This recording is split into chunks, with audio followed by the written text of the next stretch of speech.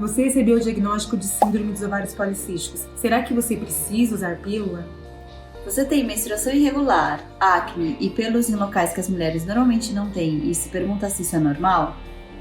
Você já ouviu falar algo sobre síndrome dos ovários policísticos, ou SOP, e não tem ideia do que isso significa?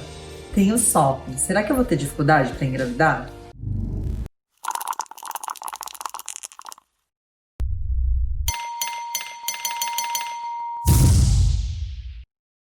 A síndrome dos ovários policísticos, também conhecida como SOP, pode acometer até 15% das mulheres em idade fértil.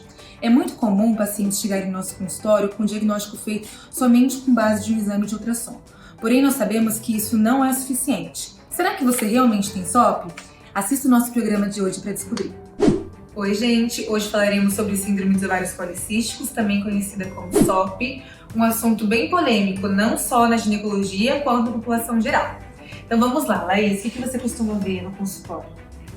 Então, o que eu vejo no consultório é aquela menina que na adolescência foi diagnosticada com SOP, e sabe-se lá como, né, com que critérios diagnósticos, e aí começou a usar, às vezes, anticoncepcional nem pensando no efeito contraceptivo, mas pensando na SOP e usou a vida inteira.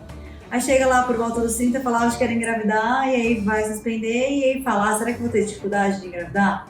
Né, que é uma questão assim de muitas mulheres que têm esse diagnóstico. Mas você suspende lá, menstruação regular, engravida, nenhum problema. O mesmo que a menstruação irregular também, menstrua e engravida e vai tudo bem, assim. Então a maioria acaba acontecendo isso. É verdade. Isso é muito comum, gente. Então, atualmente, nós estamos numa época em que o diagnóstico de SOP, por mais que ainda não seja um consenso entre todas as associações, já está um pouquinho mais estabelecido. Então, atualmente, nós precisamos de pelo menos 2 critérios de 3. O primeiro seria a irregularidade menstrual, pensando mais em ciclos longos ou pacientes ficam meses sem menstruar. O segundo seria excesso de hormônio masculino.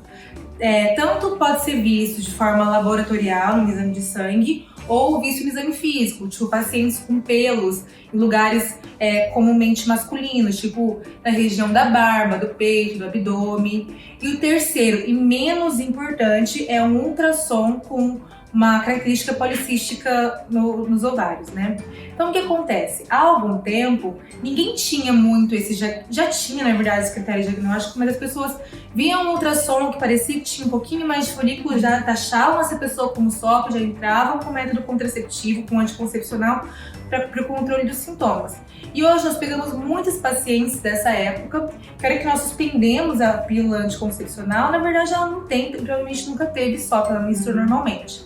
Na adolescência são sintomas comuns, né? Exatamente. Ao longo do primeiro ano, você vê a adolescente com acne por conta do aumento dos androgênios da inaturidade do eixo, você vê ela com irregularidade menstrual, né? E vê aquele ultrassom, né? E vê o ultrassom cheio de folículo. Então, assim, é um diagnóstico que na adolescência é mais difícil de fazer, tanto né? Que nos últimos consensos Nelari não pode ser feito no início da vida da menstruação dessa paciente. Tem que esperar alguns anos. E além disso, é um diagnóstico de exclusão.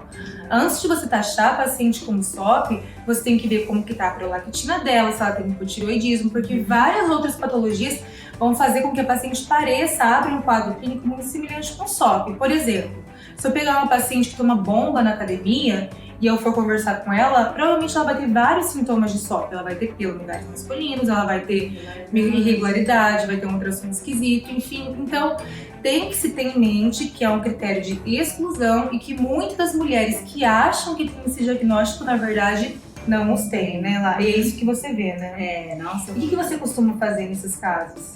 Então, normalmente, assim, essas que chegam já há muito tempo usando a pílula, eu sempre falo, vamos suspender, né? Porque às vezes tem esse estigma, tem o SOP, preciso usar a pílula. Só não vamos suspender, porque às vezes ela suspende e realmente tem o ciclo normal. E aí eu tento suspender, às vezes também avaliar se ela precisa de um método contraceptivo ou não, porque se precisar a gente troca o método. Mas sou super a favor, assim, de realmente ver como que funciona o ciclo, se tem mesmo os critérios diagnósticos ou não, e a maioria realmente não, né?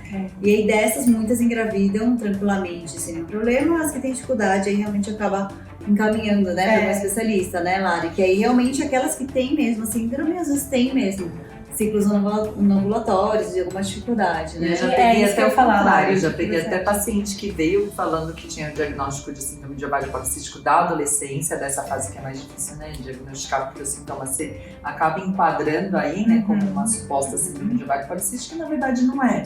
E tinha baixa reserva ovariana, ou só menstruava, tinha às vezes uma falência ovariana, ou seja, tinha poucos folículos, ao contrário do que a gente vê na síndrome de ovário policístico. Então eu olhava a ultrassom e falava assim, mas depois que eu usei anticoncepcional, melhorou, eu não tenho mais cistos, né? Não tenho mais os cistos. Aí você vai ver e fala, putz, mas era uma reserva ovariana mais baixa.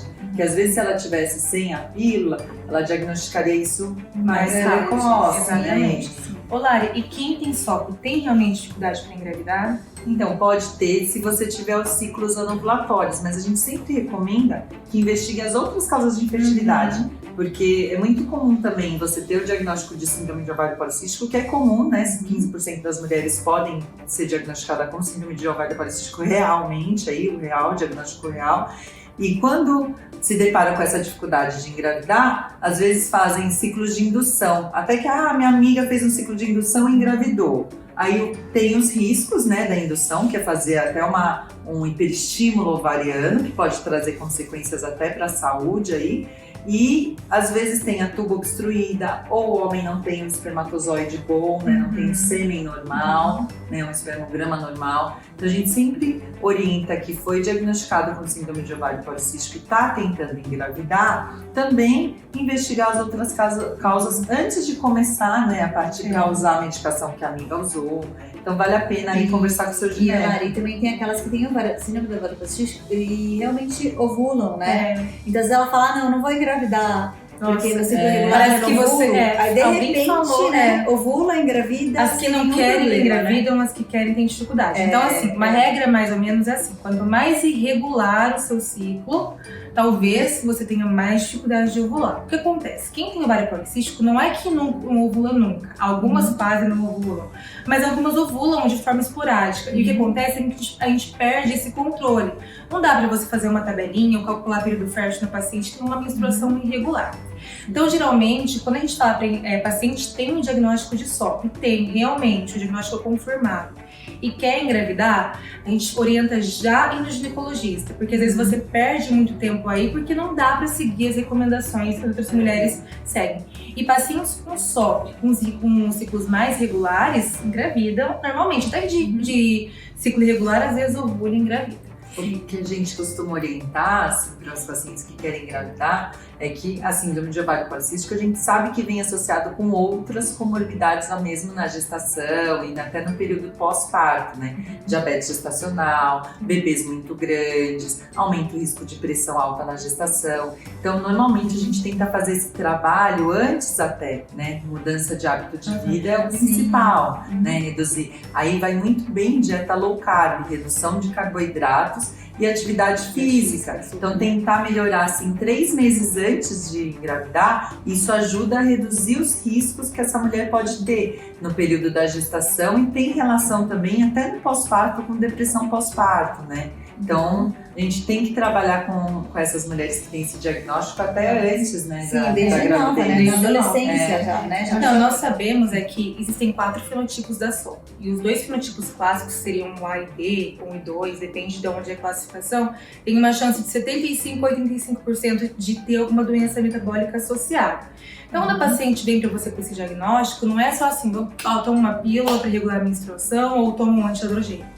Tem várias coisas, né, Nelly? E aí, o que você costuma orientar para esses pacientes aí? Porque tem que prestar atenção em todos os riscos. Eu tava querendo falar antes, assim, que para as pacientes que já chegam com esse diagnóstico, é até engraçado, quando elas vieram de algum outro médico, assim, elas têm muitas ideias erradas sobre o que significa ter, né, o ovário policístico. Por que é importante a gente, quando vê, diagnosticar corretamente? Além da questão da infertilidade que tem mais chance, é a questão da síndrome metabólica também, de ter maior chance de ter pressão alta, sobrepeso, risco cardiovascular, diabetes. Então, é por isso que a gente fica tão em cima assim da SOP. E muitas pacientes não, acham que é um problema de cisto mesmo, né? Só de Ou que menstruação. eu posso ter um câncer também por causa do cisto. E assim, qual é o tratamento? Tô com SOP, qual é o tratamento? É pílula, e aí ela acha assim que ela vai tomar pílula ali e vai ficar curada da SOP, né? Ela, passei pílula, o médico passou pílula, já tô tomando, então depois vai fazer, nossa, repetiu o ultrassom, ainda tô com SOP, ainda tô com SOP. E geralmente assim, usa a pílula, você faz ultrassom, o ovário tá normal, porque tá em repouso. Para de usar a pílula, volta tudo normal, porque a pílula não cura, né? Isso tem que ficar bem claro para as pacientes, né? Que a pílula vai controlar os sintomas, mas assim, ela não vai curar você de ter a síndrome dos ovários, né? Então acho que isso é bem importante falar. E acho que também essa parte da SOP é legal falar dessa parte da autoimagem, né? Porque assim, como muitas estão com sobrepeso, está relacionada a isso, então tem excesso de pelo, acne, então tem nessas regiões, né? Rosto, gente, né? a mulher barbuda do circo era paciente com SOP, coitada. Uma SOP gravíssima que ninguém tratou, baixinho, gordinho, com barba. Aí tem, né? E hoje em dia que as pacientes estão muito preocupadas com o valor da testosterona, o exame e tal, e essa é a maior prova de que o nível da testosterona não faz você A significa B, né? Então, assim, você tem baixa testosterona, por exemplo, você não tem desejo. Ou você tem testosterona alta, você tem desejo. Porque a paciente que tem SOP, muitas delas têm excesso de testosterona, de hormônio masculino, e por outras questões psicológicas, autoimagem, tudo, muitas delas têm baixo desejo. Então, assim, a clínica sempre, quer dizer, nem sempre condiz com o laboratório. E os últimos consensos, todos os últimos papers que saem, falaram pra gente tomar mais cuidado na parte de depressão com SOP. Que infelizmente era um aspecto da SOP que ninguém se ligava muito, mas já tem comprovação de que existe essa ligação. Provavelmente por um distúrbio de autoimagem, né? Uma coisa assim, eu falo para os pacientes, quando elas chegam com SOP pra mim, a gente tem que ver várias coisas. Primeiro, tá acima do peso, mais de 50% das mulheres com SOP estão acima do peso. Já se sabe que perder um percentual de 5 a 15% do peso pode fazer com que essas pacientes voltem a ovular sem precisar de medicação. Então, primeira coisa, tá acima do peso ou não tá? Tem que orientar isso. Não só voltar a ovular, né? Mas também, a assim, saúde, diminuir o excesso de testosterona, né? Talvez melhorar toda a parte clínica né? melhore e também diminuir o risco da síndrome metabólica. Exatamente. Né? Não, e depois, pode se sentir melhor, né? Também. Não, e depois você viu o peso. Você tem que lembrar que são pacientes que têm maior chance de depressão alta, de ter diabetes, resistência insulínica, doenças cardiovasculares. Então, é um paciente que tem que medir pressão, você tem que ver perfil lipídico, mesmo que ela seja super jovem. Tem que ver glicemia, tem que ver resistência insulínica. E aí, isso também nas magras, né? Isso também nas magras, porque as pacientes, exatamente. Isso, né? As pacientes com SOP é a pegadinha. Pacientes magras com SOP, que você nem imaginaria que teria uma resistência insulínica ali, às vezes tem. E em muitos casos, você contornar essa resistência insulínica muda muito o padrão dessa paciente, né? Tipo, começa a voltar a ovular e menstruar regularmente. Depois a gente tem que pensar na proteção do endométrio. Lembrar que esses pacientes ficam muito tempo sem menstruar e têm ciclos muito longos, elas têm uma maior chance de câncer de endométrio no futuro. Então não adianta se iludir e falar assim, não, eu não quero usar pílula em hipótese alguma. Algum percentual das pacientes, infelizmente, vão precisar de algum hormônio, não precisa ser pílula. Pode usar um DIU de cobre, mas às vezes tem que usar uma progesterona para fazer a paciente menstruar. Então, assim, a paciente com SOP não é uma consultinha que você faz. Você tem que ver ela como um todo. O ideal seria ter uma nutricionista para passar, para chamar dela. Tem depressão e para um psicólogo. Então, uma coisa exatamente multidisciplinar. E são pacientes dermato, acne e acantose nígricas, né? Acantose nígricas, aquelas manchas escuras, né, que elas apresentam, pescoço, axila, isso acaba com a autoestima, né? Região íntima, laser, né, pros pelos. A acantose nígricans, ela fala de resistência insulínica, então é um sinal patognomônico. Tem acantose, não é só uma axila escura, é uma coisa grossa, uma camada grossa, assim, né? Então, SOP é isso. Então, SOP, né? Então, gente, SOP resolver isso Sim. é multidisciplinar, dá pra gente ficar falando até amanhã sobre o SOP, né? Sobre todos vários os aspectos, mitos. né? Exatamente, sobre envolvidos. todos os mitos, sobre todas as coisas de SOP, mas eu acho que basicamente é isso. A gente pode pensar em falar sobre tratamento no futuro mais detalhadamente, né? Sobre usar pílula, não usar pílula. As opções de quem quer engravidar ou não quer, né? Exato, eu acho que a gente pode conversar, mas é isso. Espero que a gente tenha sanado algumas dúvidas ou até gerado outras para vocês perguntarem. Sim, Fiquem atentos aos nossos próximos programas. Exatamente. Então, o canal. sim. Tchau, gente. Boa noite. Se você gostou, curta o vídeo, compartilhe com os amigos e se inscreva no nosso canal.